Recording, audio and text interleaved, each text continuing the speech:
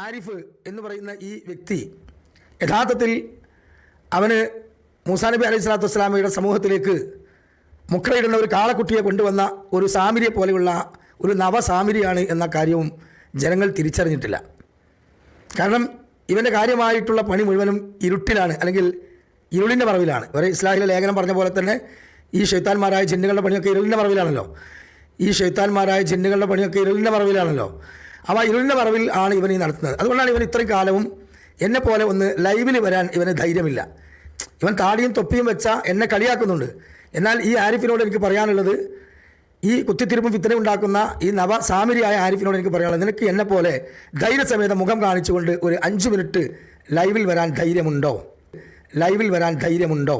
അന്ന് ആ കാലഘട്ടത്തിൽ ഹുസൈൻ സലഫി അദ്ദേഹം കേരള നേതൃത്വ മുജാഹിദിൻ്റെ കൂടെ ശക്തമായി നിലനിൽക്കുന്നൊരു കാലഘട്ടത്തിൽ ഈ പിളർപ്പിൽ നമുക്ക് അദ്ദേഹത്തെ കിട്ടുകയോ ഇല്ലേ എന്നുള്ളത് അറിയില്ലായിരുന്നു. അന്ന് ഈ MT വിഷനും ആരിഫും ഈ നേതാക്കന്മാരൊക്കെ എന്നോട് പറഞ്ഞത് എന്താണെന്ന് ചോദിച്ചാൽ, ഹുസൈൻ സലഫിയുടെ കുറച്ച് ക്ലിപ്പുകൾ മുറിച്ച് റെഡിയാക്കി തരാം, സന്ദർഭോചിതമായിട്ട് എന്ത് ചെയ്യുക, അദ്ദേഹത്തെ ഇതിലേക്ക് വലിച്ചിടണം, അതിന് അദ്ദേഹത്തിൻ്റെ ചില ക്ലിപ്പുകൾ അസ്ഥാനത്ത് മുറിച്ച് തയ്യാറാക്കിയത് നിങ്ങൾ ഇടയ്ക്കിടയ്ക്ക് ഇടണം എന്ന് പറഞ്ഞു. ഇങ്ങനെയാണ് ഞാൻ അനസ് മൗലവിയുടെയും അബ്ദുറഹ്മാൻ സലഫിയുടെയും കായക്കൊടിയുടെയും അതിൻ്റെ കൂടെ ഹുസൈൻ സലഫിയുടെ ഒക്കെ ക്ലിപ്പുകൾ ഞാൻ മുറിച്ചിട്ടത്. ഹുസൈൻ സലഫിയെ ഞാൻ ക്ലിപ്പ് ഉപയോഗിച്ചതെന്ന് വെച്ചാൽ, ഹുസൈൻ സലഫി വിവാദമാകുമ്പോൾ ഈ വിഷയത്തിലേക്ക് ഇറങ്ങാൻ വേണ്ടിയിട്ടാണ്. ഇതിനൊക്കെ പിന്നിൽ പ്രവർത്തിക്കുന്ന തലച്ചോറ് വിശുദ്ധമാണ്. അതിനുവേണ്ടി എല്ലാ ഒരുക്കങ്ങളും ഉണ്ടാക്കി കൊടുക്കുന്നത് ഈ പറഞ്ഞ MT വിഷൻ്റെ ആരിഫാണ്. അപ്പോൾ അവന് രംഗത്ത് വരാൻ ധൈര്യമില്ല. കാരണം അവന് പേടിയാണ്. അള്ളാഹു ആലം എന്താ അറിയില്ല. ഇന്ന് വരെ അവൻ്റെ മുഖം ആരും കണ്ടിട്ടില്ല. അതുകൊണ്ട് കാരണം അവന് പേടിയാണ്. അള്ളാഹു ആലം എന്താ അറിയില്ല.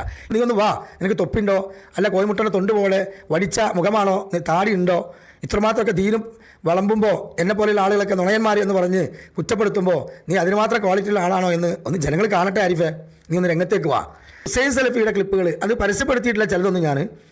അതൊക്കെ ആ പരസ്യപ്പെടുത്താത്ത എന്തുകൊണ്ടാരോ, വളരെ വൾഗറായ ക്ലിപ്പാണ് സഹോദരങ്ങൾ ഇപ്പോൾ മുറിച്ചു തന്നിട്ടുള്ളത്. മുഖത്തിലിട്ടിട്ട് അദ്ദേഹത്തെ വഷളാക്കാൻ വേണ്ടിയിട്ട് ഇതുവരെ അൽഹംദുലില്ലാഹ് ഞാൻ ആ പണി ചെയ്തിട്ടില്ല. അല്ലാഹു എന്നെ കാത്തു. കാരണം ഇവരൊക്കെ തന്ന ക്ലിപ്പുകൾ ഉപയോഗിച്ച് നമ്മൾ കേരള നേതൃത്വ മുജാഹിദിനെതിരെ തന്നെ പണിയെടുത്തിട്ടുണ്ട്. അബ്ദുറഹ്മാൻ സലഫിയുടെ ക്ലിപ്പുകളിൽ നിന്ന് 35 സെക്കൻഡ് 45 സെക്കൻഡ് മുറിച്ചിട്ടുണ്ട്. അഥവാ ജിദ്ദയിലെ യാ ഇബാദല്ലാ എന്ന വിശദീകരണത്തിലും ജാമിയ നദവിയിലെ ഉഖ്റുജ അദുവല്ലാ എന്ന അൽബാനി റുഖ്യ നടത്തുന്ന റാക്കിമാർക്ക് പറയാമെന്ന് പറയുന്ന ഭാഗത്തിന്റെ ബാക്കി ഭാഗവും മുറിച്ചിട്ടുണ്ട്. എന്താ ഇതിലപ്പുറമൊക്കെ ഇങ്ങനെ കൃത്യമായി നമ്മുടേതായ വാചകങ്ങളെ അടർത്തിയെടുത്ത് അവതരിപ്പിക്കുന്ന ഒരു ശൈലി, എന്താണ് നിങ്ങളുടെ ഒരു ഗതികേട്? സത്യം മാത്രം പറഞ്ഞ് മുന്നോട്ട് പോവാ നിങ്ങൾക്ക് കഴിയണ്ടല്ലേ? നിങ്ങൾക്ക് പറ്റൂലല്ലോ. മത്സരം ഇവിടെ കണ്ടില്ലേ?